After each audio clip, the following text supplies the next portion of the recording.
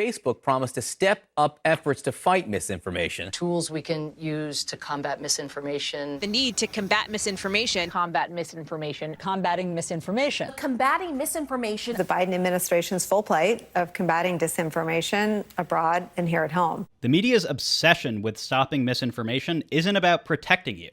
It's about stomping out everyone who disagrees with their chosen narratives. In politics, we can't even get people to agree on what's true. So it follows that what qualifies as misinformation is equally a matter of opinion.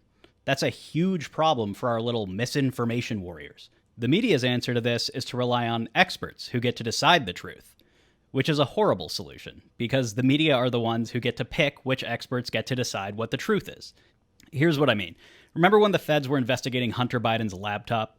Well, former intelligence officials, who routinely appeared on MSNBC and CNN, wrote a letter claiming, without evidence, that the whole laptop story was actually Russian propaganda. The director of national intelligence, meanwhile, said that there was no evidence to support that, and the FBI agreed with him. So, which group do you think the media listened to?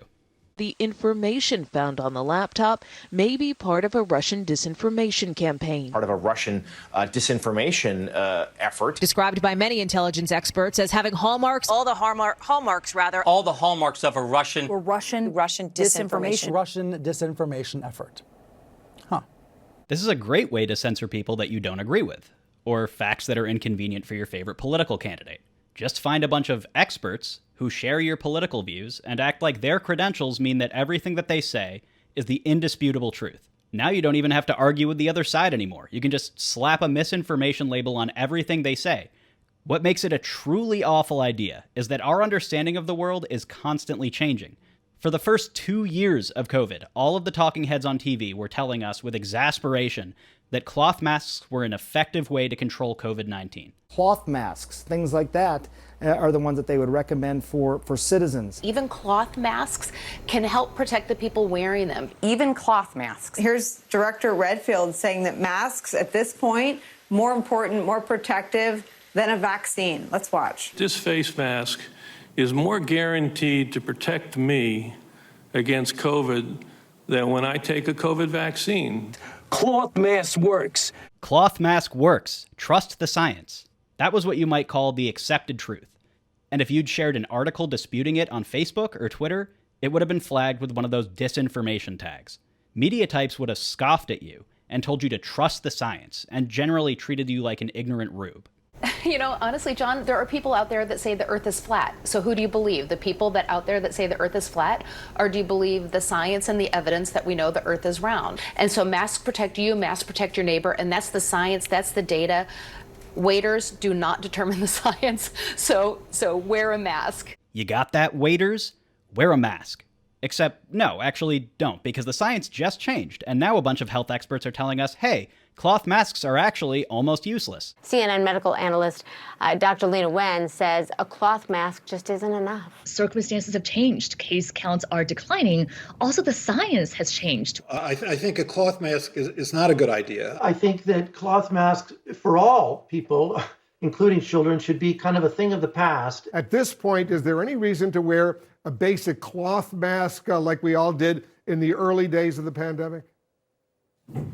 No. If you made the mistake of getting it right before the experts did, you were labeled a conspiracy theorist. You'd have been a danger to society for spreading misinformation. Maybe the media would have caught up to speed faster if they hadn't been so busy demonizing everyone who was saying a year ago what they're saying now.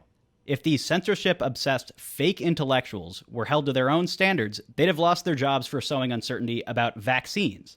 Yeah, the same media that want people's livelihoods destroyed for doing that now. Back in 2020, they just couldn't handle Trump bragging about his administration's vaccine initiative and calling it the Trump vaccine. Public health be damned, the orange man was being rude, and they threw a temper tantrum. Pulitzer Prize-winning science writer Laurie Garrett.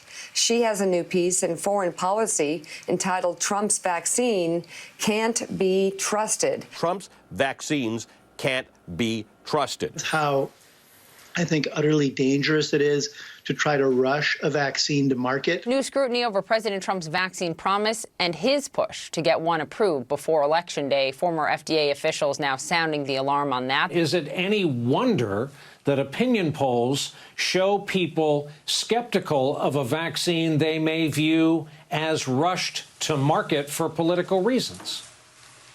Misinformation is a meme. It's a political buzzword that's been reduced to meaning whatever I personally disagree with at this moment. Given how frequently our understanding of what's true seems to change, isn't it kind of dangerous to silence everyone who disagrees with the mainstream truth at the current moment, whatever that happens to be? If somebody's saying something that's demonstrably not true, prove them wrong. Don't try to slap metaphorical duct tape over their mouth.